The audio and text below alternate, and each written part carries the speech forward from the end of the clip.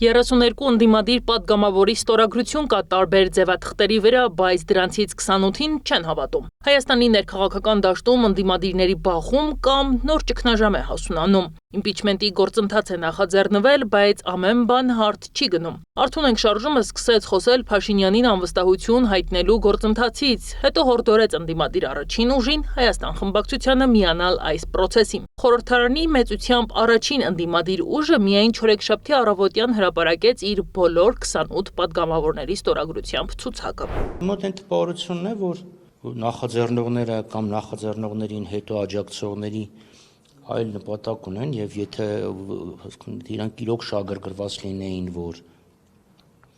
այդ հարցը մտներ օրակարգ, իրանք առնվազն արդեն աշխատանքներ տարած կլինեին, նրանց հետո առանց քվեների հնարավոր չէ այդ հարցը կարգավորել, այսինքն թվում է թե 8 հոգի արդեն ստորագրել են, 28 հոգին են պակաս հենց ստորագրել, իրենք վազելով կմտցնեն ազգային ժողով եւ 72 ժամ հետո կունենանք նոր վարչապետ։ Իրենք տպագրել են թուղթ, որտեղ կա 6 ստորագրություն,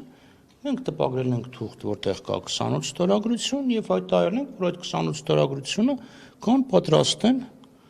36 ստորագրություն պետք է ապահովի։ Սեյրան Օհանյանի կողմից ստորագրությունների լուսանկարը հրապարակելուց հետո անգամ Արթուն ենք շարժումը հայտարարություն տարածեց։ Հայտնում ենք հանրությանը, որ այս պահի դրությամբ Նիկոլ Փաշինյանին անվստահություն հայտնելու երկու նախաձեռնություններից ոչ մեկի ներքո չկա Հայաստան խմբակցությունից որևէ պատգամավորի ստորագրություն։ Հայաստան խմբակցության պատգամավորները շարունակում են տարբեր պատճառաբանություններով եւ ստերով խաբել հանրությանը։ Արթուն ենք շարժումը դատապարտում է Հայաստան դաշինքի կողմից հանրությանը խաբելու շարունակական փորձերը եւ կոչ է անում վերադառնալ կառուցողական դաշտ։ Ակնկալում ենք, որ այս գործելավոճը կվերանայվի։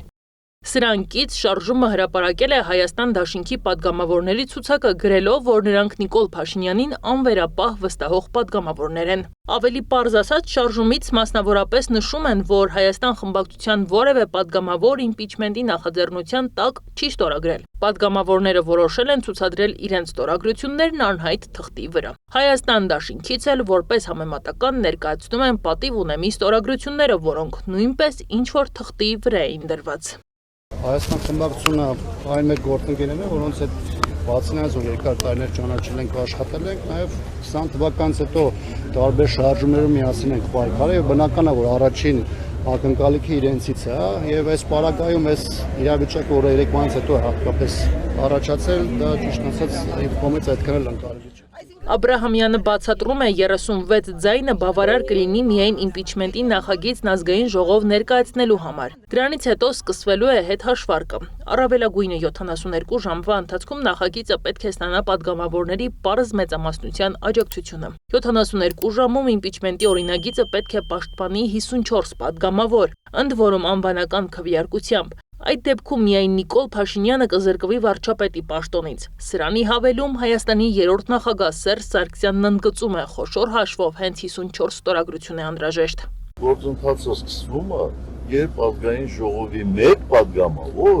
առաջադրում է վարչապետի տեխնացու։ Գործընթացը այդ ժամանակ է սկսում։ 36-ը